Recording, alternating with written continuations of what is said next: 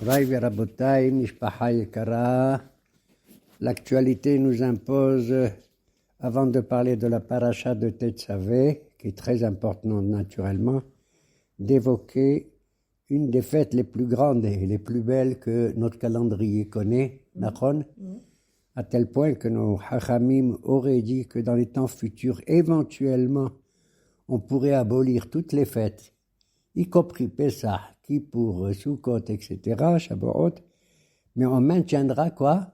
La fête de Purim. C'est étrange.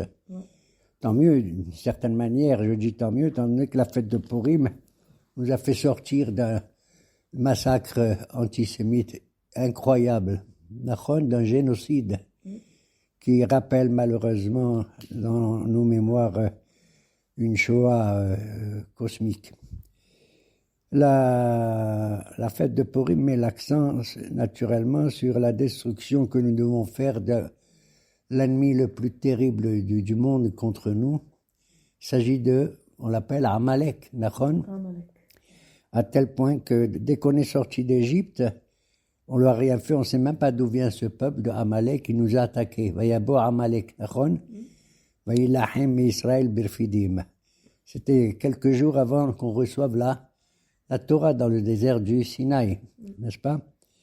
Et qu'Amalek, celui qui voulait détruire, c'est pas seulement le peuple juif, il voulait effacer Barmenen, le nom de Dieu. C'est contre Dieu. Contre Dieu, en vérité. Comme il est dit, étant donné qu'il savait que le Kadosh Baruch Hu était proche de Am Israël, qu'il allait leur donner la parole, la Torah, les 10 commandements. À tel point qu'il est dit, Ki yad al-Kessiyah milhama al-Adonai Ba'amalek. L'Éternel mettra sa main sur son trône avant de faire la guerre contre Amalek. Cette phrase, elle n'est pas entière, elle n'est pas conforme à la langue hébraïque. Pourquoi? Ki yad al-Kessiyah. Au lieu de dire qui c'est, Nachon, qui c'est s'écrit Kaf Samech Aleph. Et là-bas, il y a écrit Kess. Ça veut dire que le trône de Dieu, il est imparfait à cause de Amalek. Il manque. Qui yad al-Kes, Yah, c'est Yud-He. C'est le nom de Dieu qui est imparfait aussi, il n'est pas complet. Il manque le Vav et le He. Donc dans cette phrase, il manque le Aleph, le Vav et le He. Et voilà pourquoi nous Hachamim et David Amelech, Alav Shalom, il a dit une phrase pour compléter ce qui yad al-Kesia. Quelle est cette phrase? Ki bahar Adonai B'Sion, Iva les Moshavlo. L'Éternel choisira la capitale du monde entier, pas seulement d'Israël, puisque les gens du monde entier peuvent venir au Beth Amikdash, tu le sais. Même des goïms, ils peuvent offrir un holocauste. Ki yad al-Kessia, milhama al-Adonai ba'amalek. Ki bahar Adonai B'Sion, Iva les Moshavlo. L'Éternel choisira naturellement la ville de Sion, c'est Jérusalem. Il va et il pourra s'installer dans son Moshav, Nachon, dans son siège. Amalek, il a voulu jeter Hazve Shalom, le bon Dieu, de son trône, Nachon. Et toi, Amalek, tu as rendu infirme le trône du bon Dieu. Qui c'est? Tu l'écris Kaf Samer, il manque le Aleph. Nachon? Il va, Kiyadat Kessia, et le nom de Dieu, tu l'as rendu imparfait. Et moi, David, je te dis, il va aller, Moshe Blo. Le bon Dieu, il va désirer, ta'ava, d'avoir un siège parfait. Comment on écrit il va, Aleph, Vav et He, pas Yud. Aleph, Vav et He. Donc, j'ajoute le Aleph à Kes, ça fait qui c'est. J'ajoute le Vav et He de Iva à Ya, Yud He, ça donne Yud He. Et après, Vav et He, le nom de Dieu maintenant est parfait. Et le seul nom qu'on doit effacer, qui mahot imhe et zecher Amalek. Nous devons effacer le souvenir de Amalek. Et ce Shabbat, justement, avant Purim, nous allons lire deux Sefer Torah. Un avec la paracha de la semaine qui était Tzavé, et le deuxième, c'est la paracha qu'on appelle de Zachor. Zachor et Asher Asa Lecha Amalek. Timhe et Zichro, Amen, Kene Ratzon. Il y a justement Melech, Amalek et Beth Amikdash. Oui, il y a une halakha qui est claire pour les temps futurs, comme les temps qui étaient dans le passé. C'est-à-dire, lorsqu'on arrive en Eretz Israël, on va d'abord nommer un gouvernement, c'est-à-dire une autorité royale, ça peut être un roi, Nachon. Il faut nommer un roi d'abord, Melech. Après, il faut faire la guerre contre Amalek. Et après ça, c'est deux choses qu'il faut construire le Beth Amikdash. C'est ce qu'on a attendu déjà. C'est ce qui s'est passé du temps de Shaoul Amalek le pauvre. C'était le premier roi d'Israël. Il a été choisi non pas dans la tribu de Yehuda, mais de Binyamin. Un homme merveilleux, très grand, très fort et tout. Mais il a fini sa vie d'une manière atroce quand même. Mais Shaoul a suivi l'ordre de Shmuel de faire la guerre contre Amalek. Il a gagné pas mal Amalek et au lieu de détruire tout ce qui appartenait aux Amalécites, Nachon, il leur a pris leur troupeau, etc. Il a même maintenu vivant le roi de Amalek. À l'époque, c'était qui? Agag. C'était Agag. Quand Shmuel, il arrive, le prophète dit, qu'est-ce que c'est que ça? Tu l'as laissé à Agag vivant? Qu'est-ce que c'est que tout ça? J'entends, le troupeau. Shaul lui dit, mais c'est de Amalécites. Il lui dit, mais je t'ai dit de détruire tout. Et en plus, Agag, il est là. Qu'est-ce qu'il a fait, Shmuel? Il a pris une épée, il a tranché la tête de Agag. D'accord? Voilà pourquoi Haman, dans l'histoire de Purim, il s'appelle Haman à Agagi. Il descend de Agag. D'accord? Et nos Hachamim, bien entendu, nous disent que Shaoul a bien commencé son travail, mais hélas, il a mal terminé. Voilà pourquoi sa royauté a été limitée à 2 ans ou 2 ans et demi, pas plus. Miskin. Et après, il est arrivé ce qui est arrivé. C'est ce qui est arrivé plus tard après pour David Amelech. David Amelech a été nommé roi.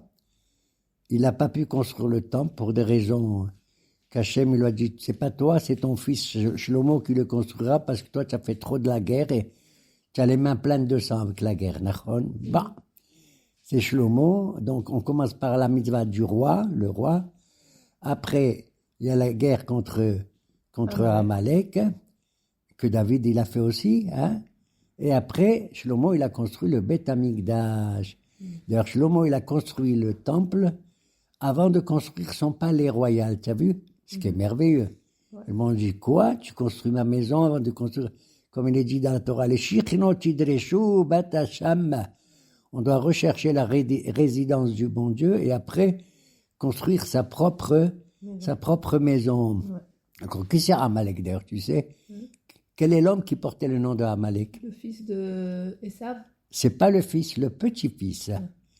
Esav, il avait un fils qui s'appelle Eliphaz, tiens, et c'est le fils de Eliphaz qui s'appelait Amalek. D'ailleurs, le mot Amalek, à la valeur numérique, la gematria de Amalek, c'est Safek, le doute. C'est 240. Avec ces personnages-là, on est dans le doute de savoir quand et comment et où il faudra leur faire la guerre. Ce qu'on vit actuellement, malheureusement, dans notre actualité. Tu sais que l'histoire de Purim s'est passée dans la Perse. Et c'est qui la Perse aujourd'hui? L'Iran. Bidiouk, c'est ça. Et Haman d'aujourd'hui, qui c'est?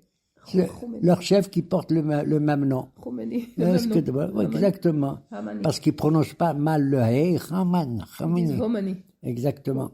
Haman. Alors, Bezrat Hashem, que cette fête elle soit véritablement pleine et entière, comme on le souhaite dans notre cœur pour l'actualité présente. Aussi, à Kadosh Baruch Hu, il n'y a pas le nom d'Hachem dans la Megillah.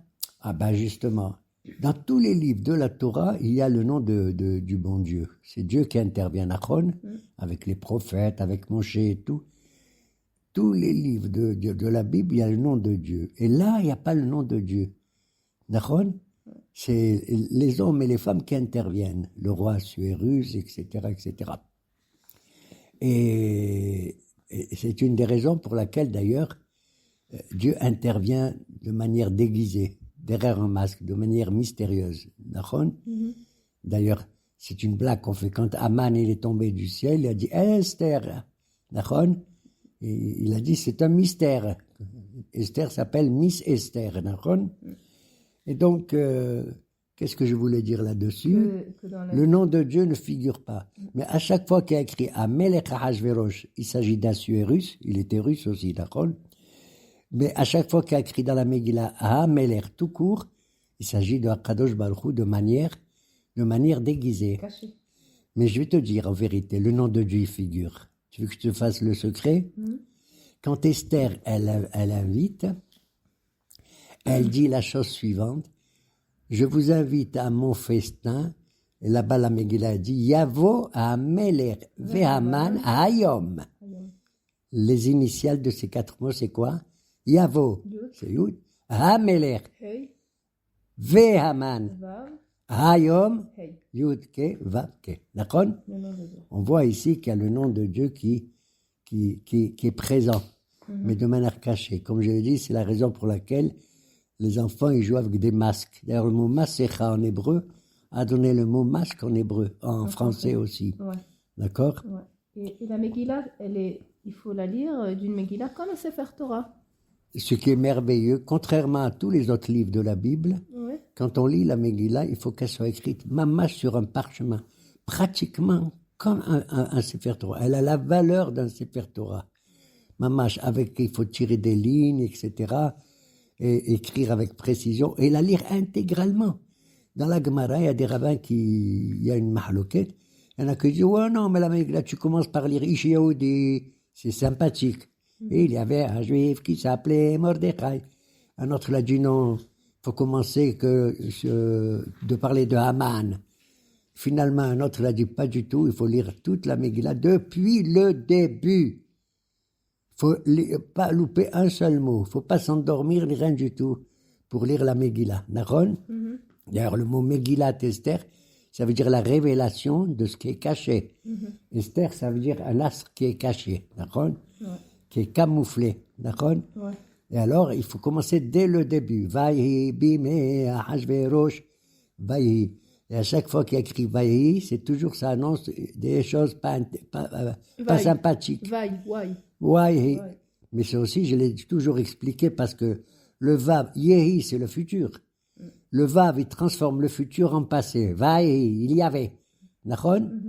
Et ça, c'est pas beau. Quand ton futur, il n'existe pas et qu'il va dans le passé, ça veut dire que tu ne le maîtrises pas. Tu n'as pas de futur puisqu'il est passé. Par exemple, mais contrairement au mot Vehaya, le mot Haya, c'est le passé. Il y avait. Et tu mets un vav devant Vehaya, tu transformes le passé en futur. Donc, tu as une suite dans ta vie. Le passé, le présent et le futur. Mais là, Vaïhi, Bimé à Hachvérosh, ce fut autant de Hachvérosh. L'histoire des jours et du Zman, il appartient à qui? À Hachvérosh. Bimé à Hachvérosh, tu as compris? Il va abîmer l'histoire, comme on va dire comme ça. Bimé à Hachvérosh, oh à Hachvérosh. Tu as dit, ce fut autant de Hachvérosh. Pourquoi tu répètes? C'est lui à Hachvérosh. Je sais que c'est lui. Ça veut dire Mittehilato Vatsofo Rasha'aya. Depuis le début jusqu'à la fin, il était méchant, même si apparemment on accuse Haman d'être le plus grand ennemi du peuple juif, mais de manière déguisée, à Hachvérosh aussi, puisqu'il a donné sa bague à Haman et de faire tout ce qu'il a envie de faire. C'est-à-dire, voilà. Il était contre les Juifs, la même chose. Il était contre les Juifs, la même chose. Moraï Verabota, vous connaissez très bien toute l'histoire de Purim. Je rappelle tout simplement que nous concluons cette fête en disant La Yehudi Maïta Ora Vesimha Vesason Vichar. Et pour nous tous, qu'il y ait que de la lumière, Ora Vesimha, de la joie, Sasson, de l'allégresse, Vichar. Le Vichar, ça veut dire quoi? C'est de porter les téphilines. C'est comme ça qu'ils appellent nos maîtres les téphilines. Quelque chose de splendide, de merveilleux, que nous avons dans notre main et sur notre tête. Voilà. En souhaitant à tous que, effectivement, notre actualité va vérifier, va réaliser, concrétiser tout ce que nous lisons dans la Megillah d'Esther. Un mot sur la paracha quand même. Comme je vous ai dit, paracha Zachor. Et nous allons vivre cette semaine, en tout cas le départ de Moshe Rabbeinu, le 7 Adar. C'est pour ça qu'Aman, il a choisi cette date en tirant le sort. Il a dit, waouh, c'est le jour où il est mort. Espèce d'idiot, tu sais pas que c'est aussi le jour où il est né, Moshe. Il a quitté ce monde le même jour qu'il est venu dans le monde. C'est-à-dire le 7 Adar. Moshe Rabbeinu alayhi shalom. Et pourquoi ça s'est passé comme ça? Et bien, dans la paracha de Tetzavé qu'on va lire cette semaine, ne figure pas le nom de Moshe. Dans toutes les parachiotes de la Torah, le nom de Moshe figure. Sauf dans une paracha, c'est la paracha de cette semaine, Tetzavé. Ouais. La preuve est écrite, Vata, Tetzavé, Vata, le bon Dieu parle à Moshe, il dit, et toi, et toi, et toi. Pourquoi le nom de Moshe ne figure pas? Ben, tout simplement, parce que quand Moshe, il a prié pour les enfants d'Israël qui avaient fait le veau d'or, tu te rappelles? Ouais. Mon Dieu, le bon Dieu dit, je vais les détruire, ils ont fait un veau d'or, c'est de la Avodazara et tout. Et Moshe Rabbeinu nous a dit, mon Dieu, je t'en supplie, ça peut arriver qu'on commette des bêtises et tout. Et si tu veux les détruire, alors tu me détruis à moi aussi. Mehenina misifrecha asher katafta. Tu peux m'effacer de ton livre, de toute ta Torah que tu as écrit. Tu peux m'effacer. T'as compris? Moi, je prends la défense d'Israël, même quand ils ont fait les bêtises et tout comme ça. Or, ce qui est marrant, ça veut dire, efface-moi de ton livre. Dieu, il a un livre. C'est lequel, le livre du bon Dieu? C'est la Torah. Eh ben, d'où je sais que c'est justement dans la paracha de Tetzavé que le bon Dieu va effacer le nom de Moshe, il va pas y avoir son nom, d'où je sais. Misifrecha, efface-moi de ton livre. Sifrecha, ça peut se lire Sefer Chaf. De ton livre, Chaf c'est 20. La 20e paracha. Quelle est la 20e paracha depuis Bereshit? Tetzavé, cette semaine. Et ça tombe bidiouk le jour du 7 Adar. C'est compris? La semaine du 7 Adar que Moshe nous a... C'est la 20e paracha ou le Perek? Non, 20e paracha depuis Bereshit. Bereshit, il y a 12 parachiotes. Et depuis Shemot, il y a 8. Ça fait 12 et 8, ça fait 20. D'accord? Misefrecha, Misefer, Chaf, Asher, Katafta. Et bien voilà, dans cette paracha ne figure pas le nom de Moshe. Il a quand même dans Teruma réalisé avec Betzalel Nachon et Aholiav ben de la tribu de Dan de faire tous les kelim. Et ces kelim, et ce Mishkan qu'il a construit Moshe avec eux, il entrait comme il voulait. Il n'avait pas besoin d'avoir des habits spéciaux. Zama, tu vois. Il avait une simple gandora, une gelima. Il rentre quand il veut au Mishkan, quand il veut au Kodesh HaKodashim, qui était l'endroit le plus sacré, et c'est là-bas qu'il écoutait la voix de Dieu entre les deux chérubins, les deux kéroubim, Nachon, comme des oreillettes, pour ainsi dire. Il vient, il rentre pendant les 7 jours de Milouim qu'il a fait, avant de donner maintenant la fonction, la nomination à qui? À Aaron. Au 8e jour, ça y est, c'est Aaron qui va prendre la fonction de grand prêtre. Mais Moshe Rabbeinu, il rentre comme il veut. Il n'a pas besoin. La grandeur de Moshe, c'est lui-même. Il n'a pas besoin d'avoir des habits, de porter une couronne et d'avoir tout ça. D'accord? Et quand il a fait le Mishkan, il a respecté ceux qui doivent porter une couronne. C'est quoi? C'est Keter Torah, Keter Malchut et Keter Keuna. Ils étaient représentés par 3 kelim qu'il y avait dans le Mishkan. C'est quoi ces kelim? Eh bien, Keter Torah, c'est évident le Aaron Kodesh, où il y avait l'étape de la loi. Il y avait un zer, une petite couronne autour. C'est Keter Torah. Keter Malchut, c'est quoi le Keter Malchut? C'est le Shulchan, la table où il y avait les Hemapanim. C'est la richesse, l'économie importante et tout, c'est Keter Malchut. Et l'autel où on faisait les sacrifices, c'est Keter Kehuna. C'est la couronne des prêtres. Donc on avait Keter. La Gemara de la Mishnah de Pirkei Avot a dit Keter Shem Tov Ola ala Kol. Il y a une couronne qui est au-dessus de tout, c'est la couronne de celui qui a un nom merveilleux. Quand je dis un nom, ça veut dire une réputation, moralement parlant. Voilà. Et donc, il avait fait dans la Parashat Touma tout cela, et on mentionne son nom, et maintenant, non, Tetzavé, il va dire Ata Akrev Elecha, Aaron, approche. Aaron avait peur. Il a dit quoi, on va me nommer Kohen Gadol à moi? Il lui a dit oui, approche-toi.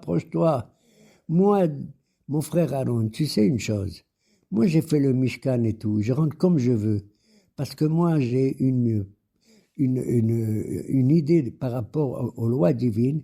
Il est impossible et pas normal qu'un homme y fasse des péchés. J'ai fait le Mishkan pour vous tous, mais moi, j'ai pas besoin, je fais pas de péché, j'ai pas besoin d'offrir ceci ou cela. Qui c'est, Moshe? Oui. Tandis que toi, Aaron, tu es un merveilleux personnage, encore peut-être plus grand que moi. Tout le monde croit que je suis plus grand que toi, mais toi, tu es plus grand que moi. Tu sais pourquoi?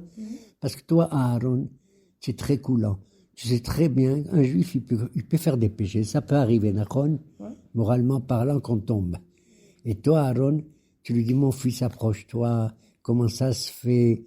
Et même un type qui fait un péché, tu es capable de le remonter et de le faire purifier par rapport à Kadosh Baruch Hu, d'accord? Et c'est ça, c'est pour ça que nos Hachamim, ils ont dit, Gedolim Ba'alei Tshuva, במקום שבעלי תשובה עומדים, אין צדיקים גמורים יכולים לעמוד. Là où un homme qui a commis un péché, il fait le repentir et la pénitence, il a un remède, il a une bénédiction beaucoup plus grande que les tzadikim gemurim. D'accord? Et pourquoi? Parce que quand un tzadik gamour, ça veut dire il est né comme ça, pour ainsi dire. Pour lui, être religieux, c'est tout à fait naturel, c'est normal, la présence divine est en moi, etc. Tu changes pas. Tandis que le pauvre homme qui a commis une erreur par rapport à la loi de la Torah et tout, au lieu de tomber dans la tristesse, dans le puits, et puis il dit je suis foutu, pas du tout. Aaron lui dit tu n'es pas foutu. On peut rectifier tous les erreurs que tu as commis dans ta vie. Il fait des changements, c'est dur de changer. Or, c'est dur. Regarde, mais c'est pas vrai. Ce type à Berbernet, c'est un rachat. Regarde maintenant, on dirait il est plus grand qu'un tzaddik maintenant. Regarde comment il est tout. C'est incroyable. Comment un Baal Tshuva est plus important qu'un tzaddik. Et ça, il faut avoir psychologiquement une grandeur comme Aaron. Aaron est un grand psychologue. D'accord? Ok? Et voilà pourquoi, dans cette paracha de Tetzavé, figure le nom d'Aaron et pas le nom de Moshe. C'est lui la vraie vedette. D'accord? C'est à lui qu'appartient ça. Voilà pourquoi le bon Dieu, il lui demande de s'habiller correctement, les chabod ou le tifaret, en l'honneur et pour la splendeur d'Akadosh Baruch Hu, et il doit porter 8 vêtements pour entrer dans le Mishkan. D'accord? Alors qu'un Kohen simple, lui, porte 4 vêtements. C'est quoi les vêtements? Les vêtements, ben voilà, il a un pantalon qui lui arrive jusque un peu en bas des genoux, le Michnesayim, il a une tunique, il a un chapeau, il a un éphod, quelque chose qu'on met sur les épaules, d'accord? Tout ça, c'est fait avec des tissus que la Torah exprime avec toutes sortes de tissus, d'accord? Même du lin, de la laine. Il avait une ceinture, tu te rends compte, la ceinture, elle mesurait 16 mètres. Wow. C'est incroyable, incroyable. 32 psahim. Et il avait aussi, qu'est-ce qu'il portait? Le tzitz. Il avait un diadème sur le front. Chacun de ces vêtements avait une réponse, une signification morale, religieuse, si tu veux.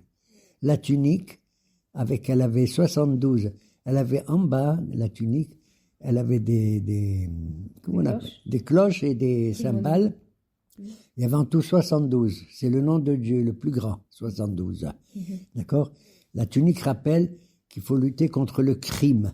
Ça me rappelle la tunique du pauvre Yosef que ses frères, ils l'ont mise avec du sang, ils ont dit à leur père. Et leur père, il a dit Hayara'a khalatu. Donc la tunique évoque le crime. Le pantalon, je le dis, le Gilou Harayot, c'est-à-dire les relations incestueuses. Ok? Le tzitz, c'est pour rappeler la Hazut Panim, c'est-à-dire l'effronterie. Le chapeau qu'on appelle Mitznefet, c'est Hazut Mesah, c'est Gasut Arouah, c'est l'orgueil. Le éphod qu'il portait, c'est contre la Avodazara. Et le Avnet, c'est-à-dire la grande ceinture, c'était contre Hirur, Alev, les pensées du cœur. C'est-à-dire, si tu penses mal et tout, c'est considéré pas bien comme pour Akadosh Baruch Hu, même si tu n'as pas fait d'action encore. C'est-à-dire, et donc les Kohanim portaient tout cela. Et il avait, le Hoshen Mishpat, le 8e. C'est une espèce qu'il portait, on appelle en français le pectoral. Il y avait un tissu qui mesurait 24 cm sur 24 cm, qu'il portait sur la poitrine, et sur ce tissu qui était doublé et carré, il y avait 12 pierres précieuses. 3, 3 et 3, comme ça, les unes au-dessus des autres. Et là-bas, il y avait des pierres précieuses. En français, je connais quelques noms de ces pierres précieuses qui représentaient les 12 tribus d'Israël. Puisque dans ces pierres précieuses, on avait écrit les noms de Réhouven, Shimon, Lévi, Yoda, etc. Il y avait les lettres aussi, de l'alphabet. Quelles lettres? Ben, dans les lettres, dans les noms. Ah, dans les noms. C'est dans les noms. Ah. Et ces pierres précieuses, il y avait par exemple l'onyx, c'est le shoham de Yosef par rapport à Yosef. Yashpé, c'est la jaspe par rapport à Binyamin. Le rubis, Robé, c'est par rapport à Réhouven, le rubis. Il y avait le topaz, il y avait le diamant, etc., etc. D'accord? Ouais. Quand un jour le roi il voulait avoir une réponse importante, il allait consulter le Kohen Gadol. Il lui dit, écoutez, monsieur le Kohen Gadol, je vous demande, est-ce que je dois faire la guerre maintenant ou pas contre ceci, contre cela? Est-ce que c'est possible? Est-ce que le bon Dieu est d'accord? Le roi est derrière le Kohen et le Kohen il regarde le Hoshen Mishpat et les Horim et Tumim et il voit dans les lettres des noms des tribus, si par exemple la lettre Kaf, elle brille, et après la lettre Nun, elle brille, ça veut dire Ken, lui, Majesté, pouvait faire la guerre. Mais si vous voyez la lettre Lamed qui brillait, et après la lettre Aleph qui brillait, ça dit Lo, non, il ne faut pas Toute y la aller. pierre qui brillait ou c'était que la lettre? Une des lettres qui était écrite sur les pierres. Ah.